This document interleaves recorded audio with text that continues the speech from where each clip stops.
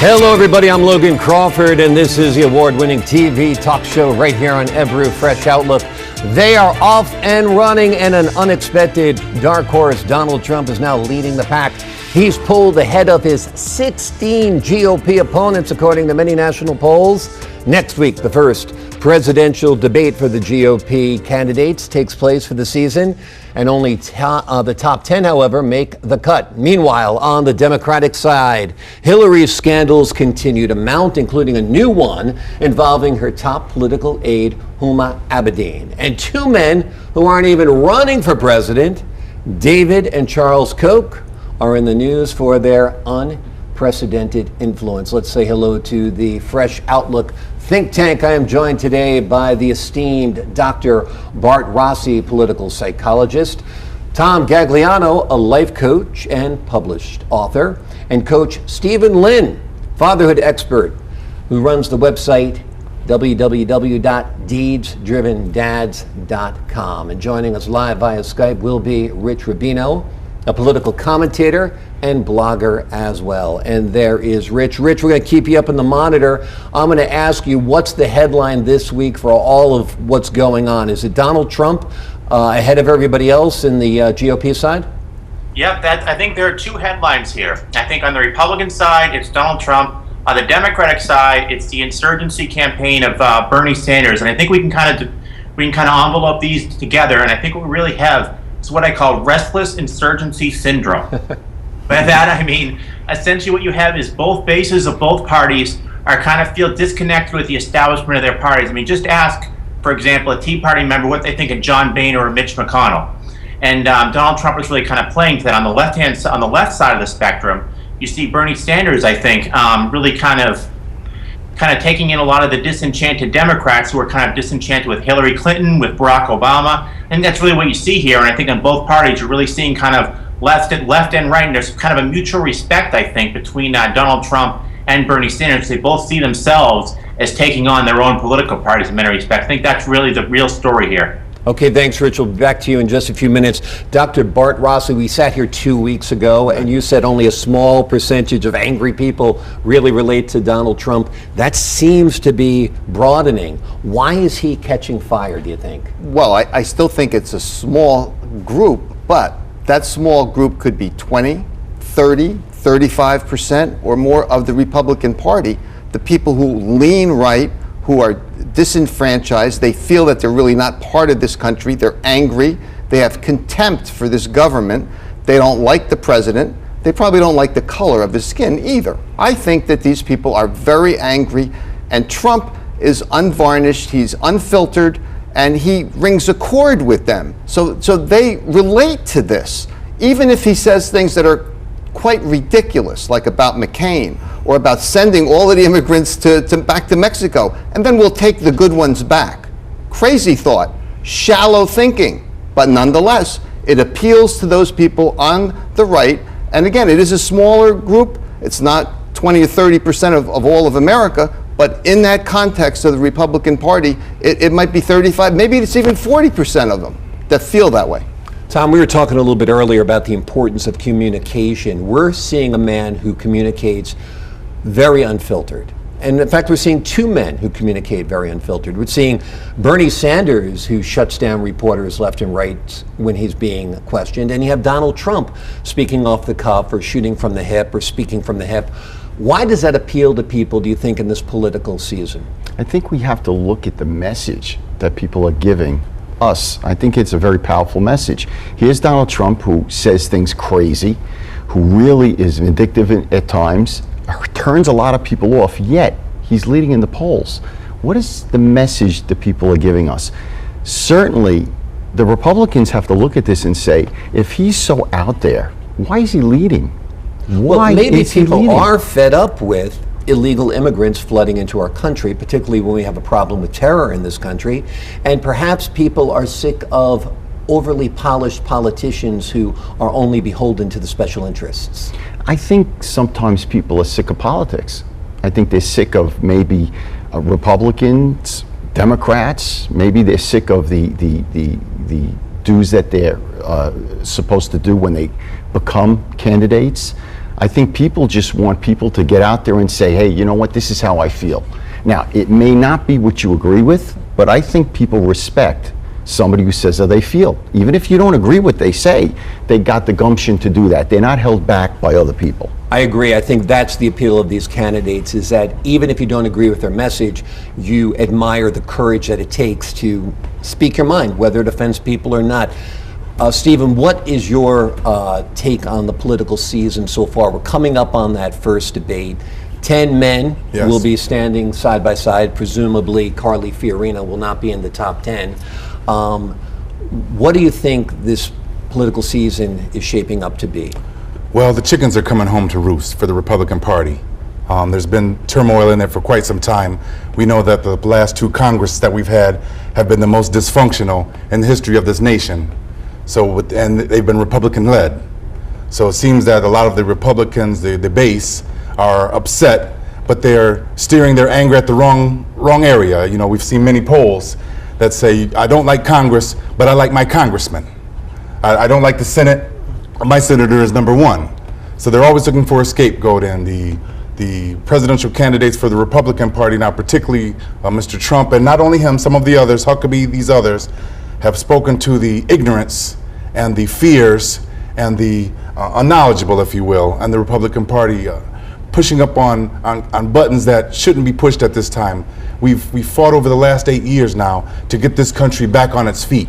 You know, we were in a deep hole with no way out in many ways.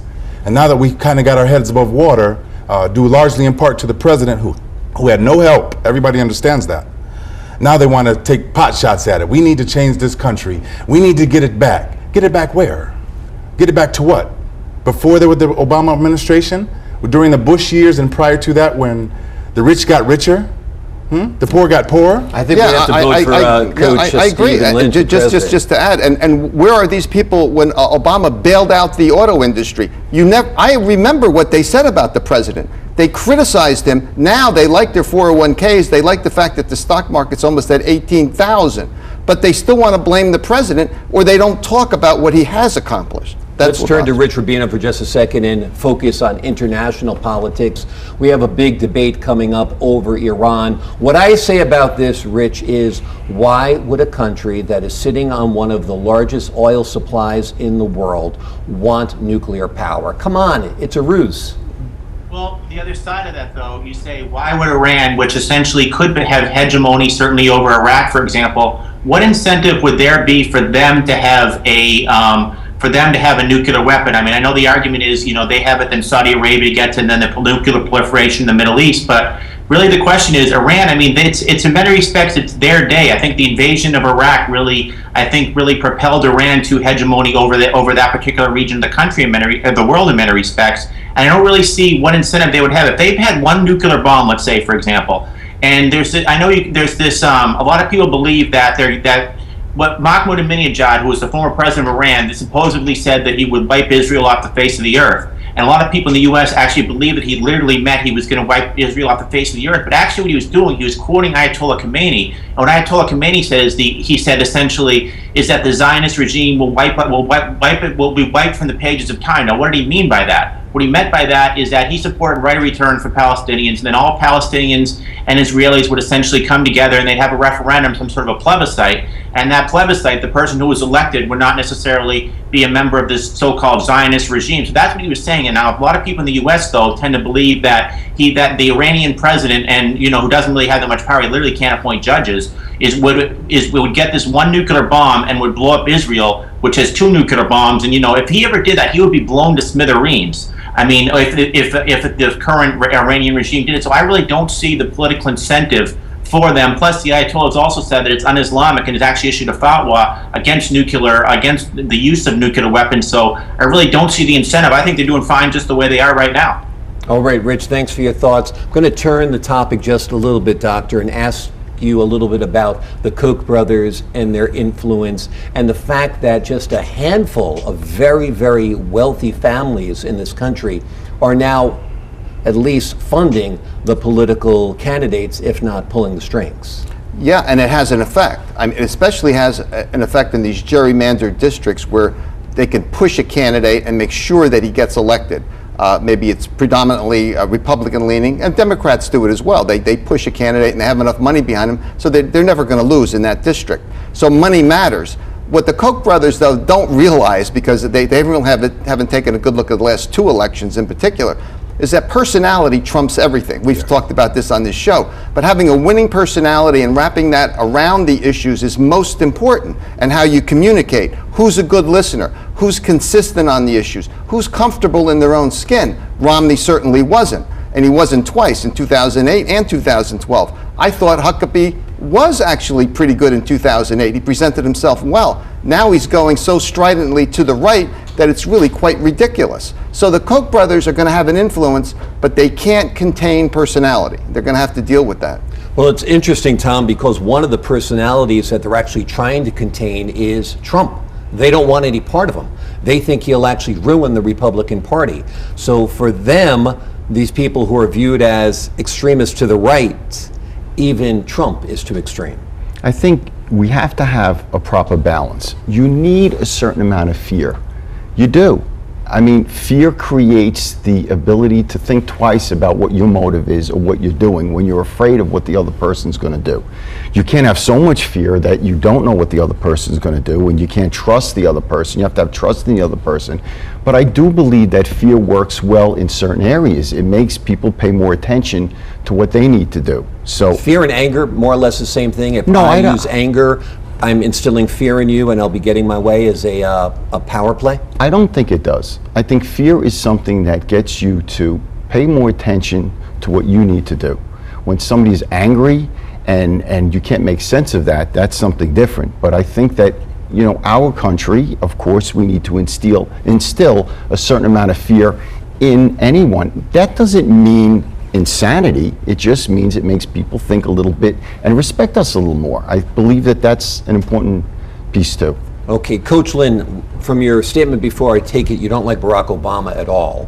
So I'm going to ask you a little bit about the woman or man who might fill his job at the White House. Hillary Clinton, do you think she's a viable candidate, or do you see somebody like Joe Biden saying, you know what, she's got too much scandal attached to her, I'm going to actually run for the White House and win? What's your thought about the Democratic side? Well, I believe like myself and a lot of Americans are looking for someone who comes in and can carry the ball as it's been carried for quite some time now. We're looking for an administrator who is thoughtful, who is learned, who is willing to put together a special team, if you will, of the best of the best. Because no one man or no one woman can lead this nation by themselves. That's clear. So we're looking for somebody who is a true leader in all sense. And a leader for most of us means that you're a good follower as well.